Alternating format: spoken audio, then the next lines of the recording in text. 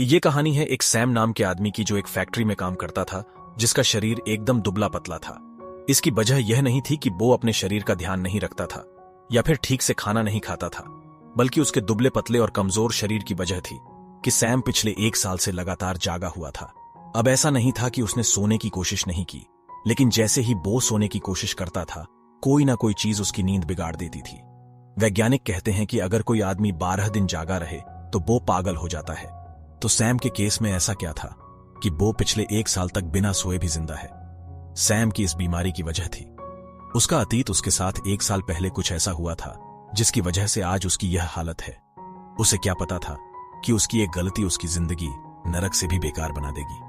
क्या सैम इसका कोई इलाज ढूंढ पाएगा या वैसे ही मर जाएगा?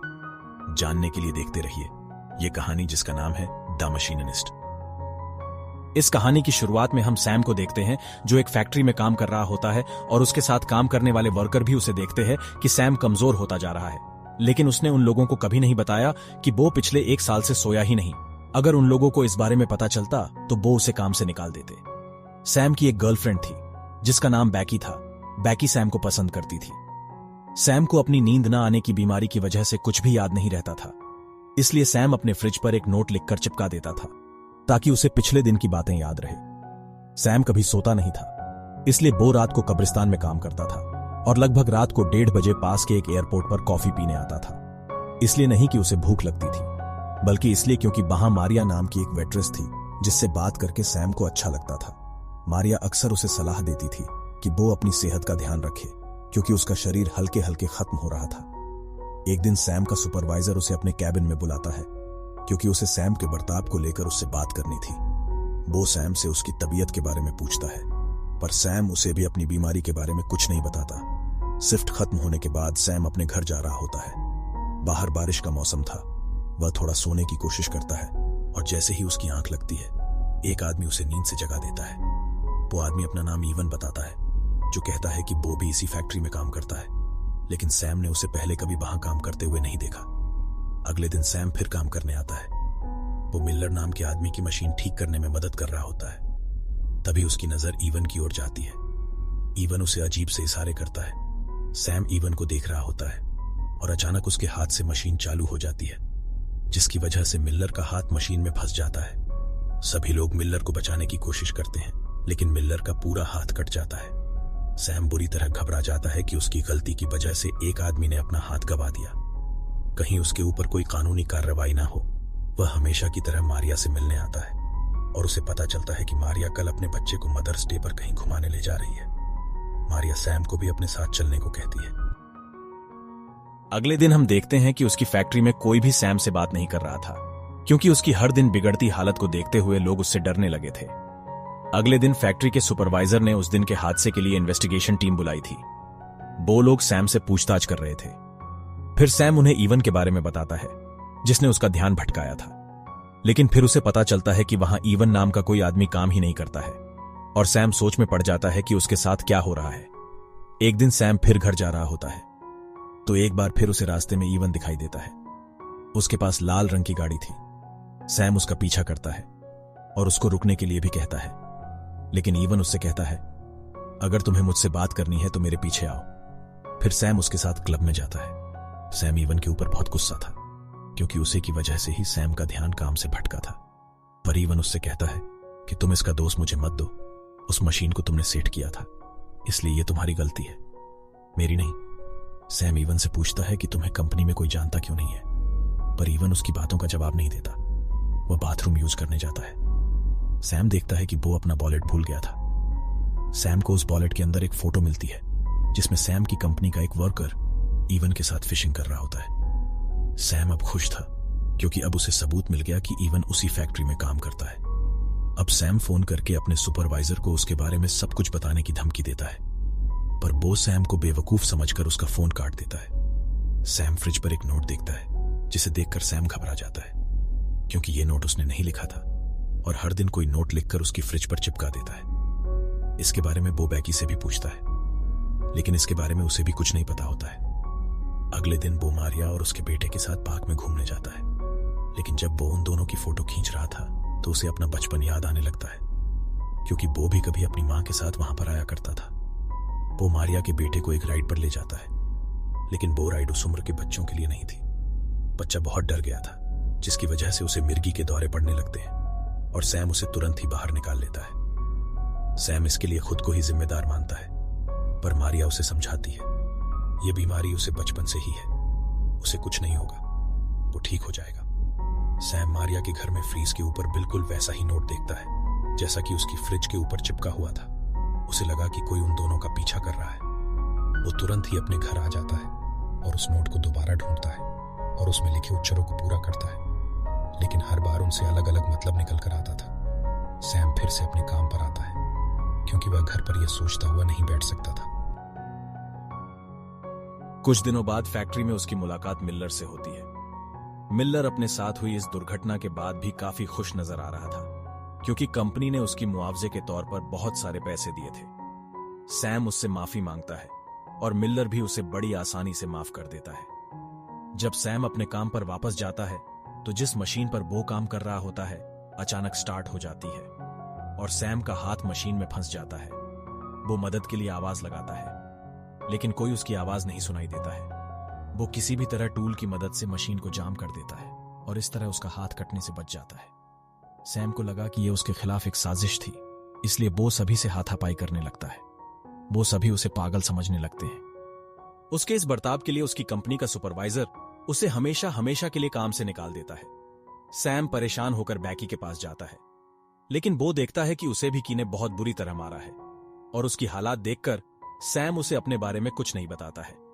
अब सैम की जॉब जा चुकी थी और उसके पास अपने सवाल ढूंढने का पूरा टाइम था और एक रात वो जागकर नजर रख रहा था, ये जानने के लिए कि उसके फ्रिज पर कौन वो नोट चिपका कर जाता है। पर बहुत देर तक इंतजार करने के बाद भी वहां कोई नहीं आता है। कुछ देर बाद उसकी मकान मालकिन उसे बताने आती है कि उसके कमरे से बहुत ज्यादा स्मेल आ रही है। जब सैम अपने फ्रिज को देखता है, उसमें से बहुत सारा खून निकल रहा होता है, लेकिन वो उसे खोलता नहीं। सैम को एक नया नोट मिलता है जिसमें फिर से कुछ नए अक्षर लिखे हुए थे। सैम जब उन शब्दों को जोड़ता है तो उसे फिर एक नया नाम मिलता है और इस बार उसे उसमें मिल्लर नाम दिखाई देता है। अगले दिन सैम मिल्लर के पास जाता है और उसके ऊपर चिल्लाने लगता है, क्योंकि उसे लगता है कि मिल्लर उससे उस दिन के हादसे का बदला ले रहा था। यह सुनकर मिल्लर को उसके ऊपर गुस्सा आता है, इसलिए वो उसे मारकर भगा देता है। जब सैम वहां से जा रहा था, वो दोबारा इवन को देखता है, जो उसे देखकर हंस रहा था। सैम उसका पीछा करता है, लेकिन देखते ही देखते वो उसकी आंखों के सामने से गायब हो जाता है। सैम ने उसकी गाड़ी का नंबर नोट कर लिया था। वो व्हीकल डिपार्टमेंट जाता है और उनसे मिल्लर की गाड़ी के बारे में पूछता है, और वो लोग किसी भी ऐरे गहरे को इस तरह की जानकारी नहीं देते थे।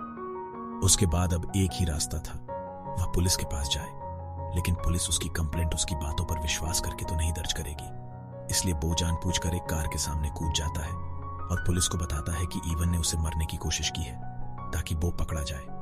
कुछ देर बाद एक पुलिस ऑफिसर सैम से मिलने आता है और उसे बताता है कि ये रेड कार सैम की ही है और सैम ने ही 1 साल पहले उस कार के एक्सीडेंट होने की खबर लिखवाई थी। सैम को कुछ समझ नहीं आ रहा था कि आखिर उसके साथ हो क्या रहा है। वो पुलिस वाला उससे झूठी रिपोर्ट लिखने के जुर्म में पूछताछ करने लगता है। सैम मौका पाकर वहां से भाग जाता है। पुलिस उसका पीछा करती है, पर सैम मेट्रो की सीवर लाइन से होते हुए उनके चंगुल से निकल जाता है।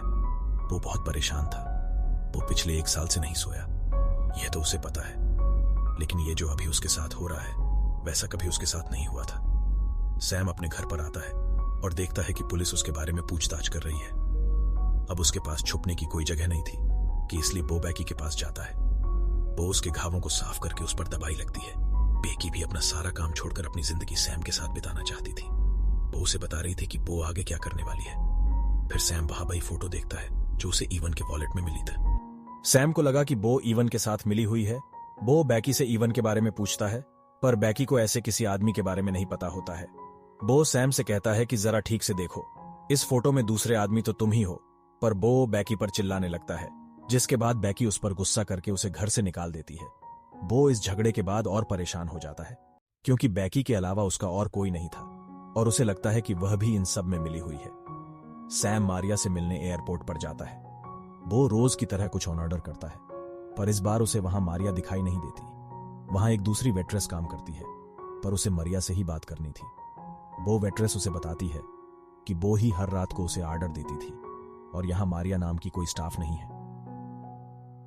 सैम उसके ऊपर भी गुस्सा होकर चिल्लाने लगता है और उसके आसपास के सभी लोग उसे पागल की नजर से देख रहे थे। जब वो वहां से जाने लगता है, एक बार फिर से उसे ईवन दिखाई देता है। इस बार उसे ईवन को किसी भी हालत में पकड़ना था। सैम उसका पीछा करता है और देखता है कि वह उसी के घर के अंदर जा रहा था। इस बार उसके साथ एक बच्चा था। सैम देखता है कि वह बच्चा और कोई नहीं बल्कि मारिया का ही है। उसे लगा कि ईवन उसे मार देगा, इसलिए वो तुरंत उसे बचाने जाता है। वह देखता है कि ईवन उसी का इंतजार कर रहा था। सैम उससे उसी लड़के के बारे में पूछता है जिस पर ईवन उससे कहता है कि अब नाटक बंद करो, तुम्हें पता है कि बो मर चुका है। ईवन उससे कहता है कि मुझे तुम्हारे फ्रिज पर नोट छोड़ने का तरीका पसंद आया। सैम उससे हाथापाई करता है और उसी के चाकू से ईवन का गला काटकर मार देता है। लेकिन थोड़ी देर बाद बो देखता है कि वहां कोई बच्चा नहीं है। वो दोबारा से अपने फ्रिज के पास आता है और देखता है कि उसमें काफी सारी मछलियां सड़ रही होती हैं। उस फ्रिज को सैम ने 1 साल से खोला ही नहीं था, जिसकी वजह से उसमें बहुत गंदी बदबू आती है। सैम ईवन की लाश को लेकर नदी के किनारे आता है ताकि बो उसकी लाश ठिकाने लगा दे। जैसे ही बो लाश को नदी में फेंकता है, वैसे ही लाश गायब हो जाती है। सैम हैरान था। तभी एक आदमी उसके चेहरे पर लाइट मारता है और हम देखते हैं कि वो आदमी ईवन ही था, जो पता नहीं कैसे दोबारा जिंदा हो गया है। ईवन कहता है कि अब टाइम गया है। उसके सवालों के जवाब देने का सैम को अब धीरे धीरे याद आने लगता है कि ये सब उसके साथ क्यों हो रहा था। इस सब की शुरुआत हुई थी 1 साल पहले, जब सैम एक आम इंसान था और वो बाकी लोगों की तरह खुश रहता था। लेकिन एक दिन जब वो अपने काम से लौट रहा था तो उसने गलती से एक बच्चे को अपनी कार के नीचे कुचल दिया। तो बच्चा कोई और नहीं बल्कि मारिया का ही बेटा सैम था। वो उस समय समझ नहीं पाया कि वह क्या करे, इसलिए वो बच्चे को वहीं मरता हुआ छोड़कर भाग गया। लेकिन उसे क्या पता था कि उसके बाद उसकी जिंदगी नरक से भी खराब हो जाएगी, क्योंकि वह कभी पकड़ा तो नहीं गया। लेकिन उसे फिर भी इस बात का दुख हमेशा रहता था कि उसने एक मासूम बच्चे की जान ली है। उसका यह दुख धीरे धीरे पछतावे में बदलता गया। उसे रात रात भर नींद नहीं आती थी, जिसकी वजह से वह धीरे धीरे चीजों को भूलने लगा। उसका दिमाग इतना उलझा हुआ था कि वो सैम को हमेशा याद दिलाता था कि उसने किसी बेकसूर की जान ली है। उसने अपने दिमाग में ईवन नाम का एक काल्पनिक आदमी बनाया, जो उसे हर बार याद दिलाता था कि उसने उस बच्चे के साथ क्या किया था। और उस फोटो में फैक्ट्री के वर्कर के साथ ईवन नहीं बल्कि सैम खुद था, पर उसकी बीमारी के चलते उसे खुद में ईवन ही दिखाई देता था। सैम उस एयरपोर्ट के पास रेस्टोरेंट में बैठा रहता था और उसे धीरे धीरे उस बच्चे की मां भी दिखाई देने लगी थी, जिसने उसे उस एक्सीडेंट में देखा था। सैम धीरे धीरे उस एक्सीडेंट को भूलने की कोशिश कर रहा था, लेकिन उसका दिमाग छोटी छोटी चीजों को जोड़कर खुद को यह महसूस कराया करता था कि उसने कितनी बड़ी गलती करी है। और सैम सब कुछ याद करके दोबारा रोने लगता है। वो फिर फ्रिज के पास जाकर नोट पूरे करने लगता है और इसका मतलब निकल कर आता है। किलर सैम समझ गया था कि वो अब और नहीं भाग सकता है, और इसलिए वो अगले दिन पुलिस के पास जाता है और अपने गुनाहों को कबूल कर लेता है। और आज उसके साथ वो हुआ जो पिछले 1 सालों से नहीं हो पाया। सैम आज चैन की नींद सो पाया। अगर आपको हमारी ये वीडियो पसंद आई हो तो लाइक कीजिए और ऐसी ही नई कहानियों के लिए हमारे चैनल को सब्सक्राइब कीजिए।